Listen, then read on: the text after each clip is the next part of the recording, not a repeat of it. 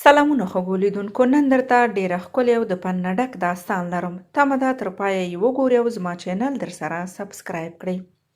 یوه ورځ حامد له ښار څخه د چکر په نیت یو لرې او سرسبزه کلي په لور روان شو. کله چې حامد کلي ته ورسید نو د کلي د چینې غاړې ته یې دمه کوله. په دې وخت کې د کلي نجونې د اوبو راوړلو لپاره د چینې پر لور را روانې وې.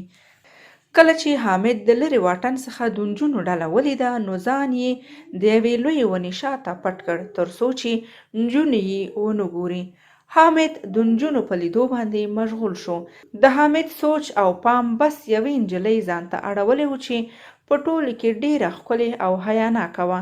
حامد د دې نجلۍ په ښکلا او حیا کې ډوب و.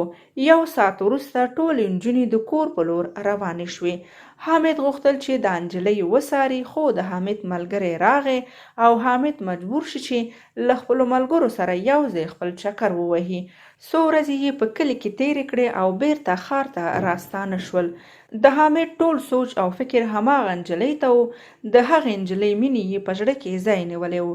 د حامد کورنۍ چې کله د حامد دا حالت ولید نو پرېکړه یې وکړه چې د حامد واده زر تر زره له هماغې نجلۍ سره وکړي کومه چې یې په کوچنیوالي کې د حامد په نوم کړې وه. خو حامد نه غوښتل له داسې یوې نجلۍ سره واده وکړي چې کله یې هم نه ده لیدلې او نه یې پیژني.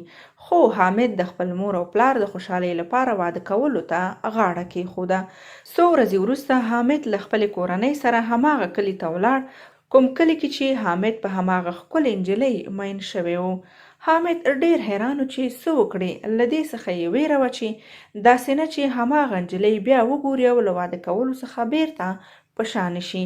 کله چې حامد د خپل ناسکه کاکا کور ته ورسېدل نو له دمې څخه وروسته یې د حامد د واده خبرې پیل کړې. حامد وویل زه غواړم چې خپله راتلونکې میرمن مې وګورم. کاکا یې وویل سمه ده حامد جانه. غږ یې وکړ سارا لورکۍ دلته راشه د پلار نازولې. کله چې سارا راغله نو حامد ورته ډېر حیران شو. دا ځکه چې سارا هماغه نجلۍ وه کومه چې حامد په ګودر کې لیدلې وه او پرې مین شوی و. حامد ډېر خوشحاله شو او بیا یې په ډېرې خوشحالۍ واده ته چمتووالی ونیو او د یوې میاشتې په جریان کې یې له سارا سره واده وکړ او د خوشحالۍ او د مینې څخه ډک ژوند یې پیل کړ. نو درنو لیدونکو، که په ژوند کې مو د خپل مور او پلار د خوشحالۍ لپاره خپلې خوښۍ او خوشحالۍ نادیده ونیسو نو د دنیا هره خوشحالي به مو په نصیب شي.